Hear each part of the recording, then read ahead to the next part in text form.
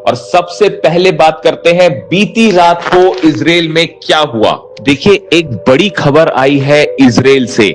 बीती रात एक मिसाइल फायर की गई ईरान की तरफ से इजराइल के ऊपर, और बताया जाता है कि यह मिसाइल भी डिमोना की तरफ ही फायर की गई थी, यानी इजराइल के न्यूक्लियर सेंटर की तरफ ही फायर की गई थी। लेकिन इस बार जो कुछ देखने को मिला है इजराइल के आसमान में, वो बेहद रहस्यमय है और बेहद हैरान करने वाला। देखिए, जो तस्वीरें सामने आई उसके मुताबिक अचानक एक मिसाइल फायर होती है ईरान की, और जब उसको इजराइल के एरो 3 सिस्टम ने उसको इंटरसेप्ट किया, उसके बाद इजराइल का आसमान नीला हो गया और नीले रंग की रोशनियां दिखाई देने लगी।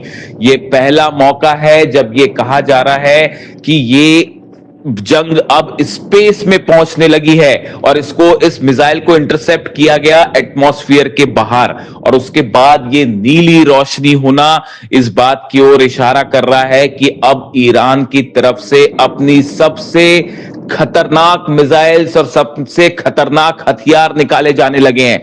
और ये नीली रोशनी आखिर हुई कैसे?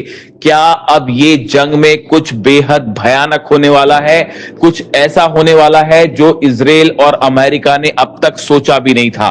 देखिए, कल ही ईरान की सेना की तरफ से वार्निंग दी गई है कि अभी अमेरिका और इजराइल को ये अंदाज भी नहीं है कि ईरान के पास कौन से बड़े हथियार हैं। ये बहुत बड़ी चेतावनी है। जिस तरह से डिएगो गार्सिया पर 4000 किलोमीटर से ज्यादा की मिसाइल दागी गई, जो आईसीबीएम या आईआरबीएम बताई जा रही है, देखिए कई एक्सपर्ट ये अंदाजा लगा रहे हैं कि ईरान के पास कोई बेहद खतरनाक केमिकल वेपन हो सकता है, या ईरान के पास कोई बहुत बड़ा ऐसा बम हो सकता है जो कि इस पूरे जंग की दिशा बदल के रख देगा। और ऐसी सूरत में अगर लगातार हमले जारी रहे, जैसा आप जानते हैं डोनाल्ड ट्रंप ने 48 घंटे का समय दिया है कि अगर 48 घंटे में ईरान ने स्ट्रेट ऑफ हॉर्मुज नहीं खोला तो उसके बाद भयंकर हमले होंगे, और ईरान के जितने एनर्जी सेंटर्स हैं उन पर हमले करके ऑयल फील्ड्स को, गैस फील्ड्स को तबाह कर दिया जाएगा।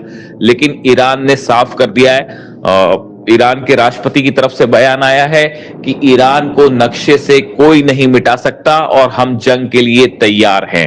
यानी ईरान की सेना पूरी तरह से तैयार है अमेरिका को काउंटर करने के लिए, खास तौर पर हॉर्मुज में। अब देखिए, ईरान में कई गैस के ठिकाने हैं, पेट्रोकेमिकल्स सेंटर्स हैं जिन पर निशाना लगाना आसान नहीं है अमेरिका के लिए, पूरे ईरान में फैले हुए हैं।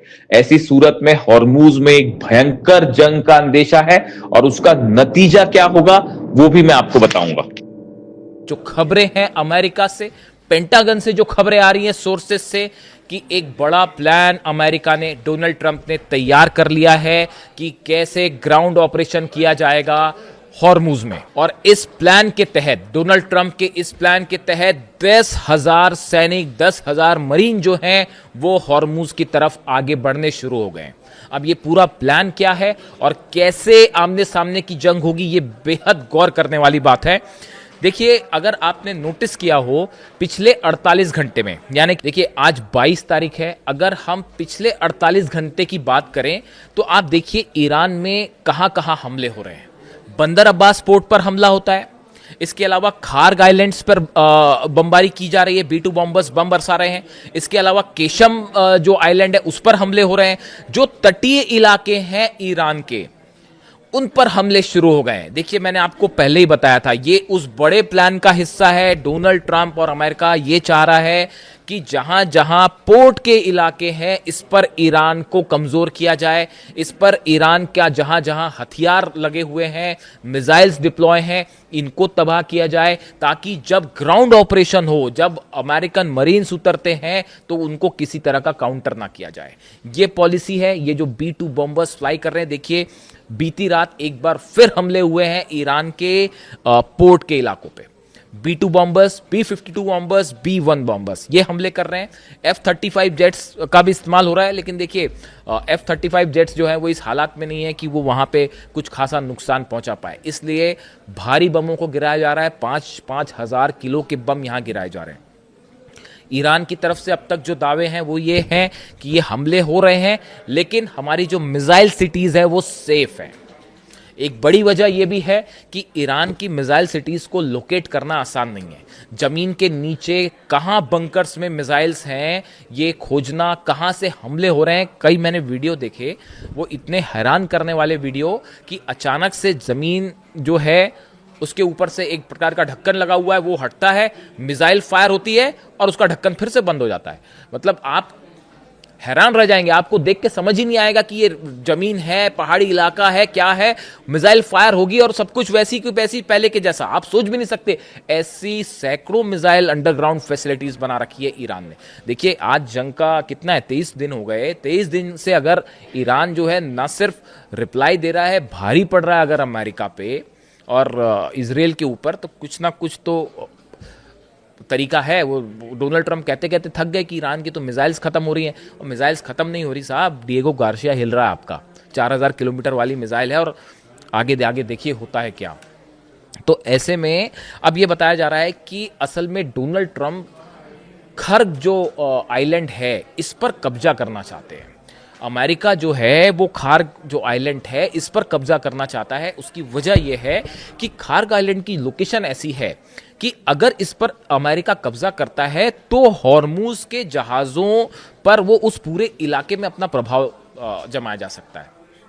अब इसके लिए प्लान ये है कि पहले जो तटीय इलाके मैंने आपको बताया यहां पे बम्बार्डमेंट किया जाए, उसके बाद जो जहाज है, जिन जहाज की हमने चर्चा की थी, मैंने अपने पिछले वीडियो में भी बताया था कि 3 नए जहाज जो हैं वो बढ़ रहे हैं। एक है USS Boxer, USS Portland, USS Comstock. ये तीनों जहाज हैं जो पहुंचने वाले हैं। बस इनका काम ये है कि ये ऐसे सिचुएशन में कॉम्बैट करते हैं, लड़ाई करते हैं जहां पे माइंस बिछी हो समंदर के नीचे, जहां पे छोटी बोट से हमला होता हो, मरीन्स को उतारना हो, उसमें ये तीनों परफेक्ट है। इसलिए इनको यहां भेजा गया। और वो यूएसएस ट्रिपोली भी आने वाला है। यूएसएस ट्रिपोली में 2500 से ज्यादा मरीन्स हैं, उनको वहां उतारा जाएगा। वो भी जो है काम करता है इन माइंस को काटने का। अब यानी जंग कैसी है आप देखिए, माइंस बिछी हुई हैं, ईरान ने माइंस बिछा रखी हैं समंदर के नीचे।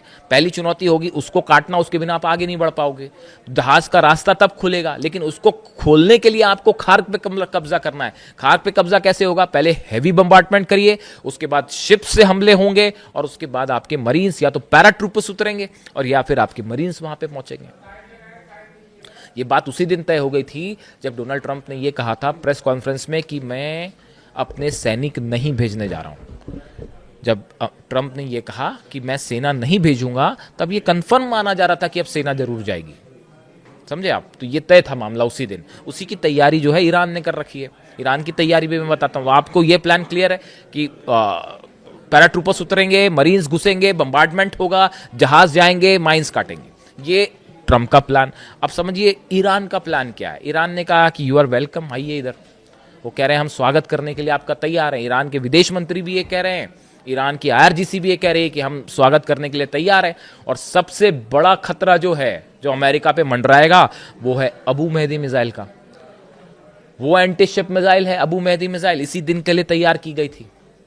अभी तो अबू मेहदी का बहुत ज्यादा इस्तेमाल हुआ ही नहीं है, क्योंकि जो जंग हो रही थी वो तो फतेह 2 से हो रही थी और बाकी की मिसाइल से हो रही थी। देखिए जो सबसे बड़ी चुनौती अमेरिकन फोर्सेस को यहाँ मिलने वाली है, उसमें से पहली होगी अबू मेहदी मिसाइल्स। अबू मेहदी मिसाइल्स, ये जितने जहाज आ रहे हैं, यूएसएस बॉक्सर हो, यूएसएस पोर्टलैंड हो, या कॉमस्टॉक हो, या ट्रिपोली हो, इन सब जहाजों पर सबसे बड़ा खतरा होगा अबू मेहदी मिसाइल का। वो मिसाइल जो कि एंटी शिप मिसाइल है, और उसका अच्छा खासा सफल टेस्ट किया था ईरान ने इस जंग के पहले। जो लगातार मिसाइल टेस्ट हो रहे थे वो इसी दिन के लिए हो रहे थे, और हॉर्मूज के लिए अलग से स्पेशल तैयारी कर रखी। तो पहला कॉम्बैट होगा अबू मेहदी मिसाइल से, पहला हमला होगा ईरान का। और ईरान जब हमले करता है तो 1, 2, 5, 10 मिसाइल नहीं होती, वो पता नहीं कितनी अबू मेहदी मिसाइल एक साथ फायर होगी।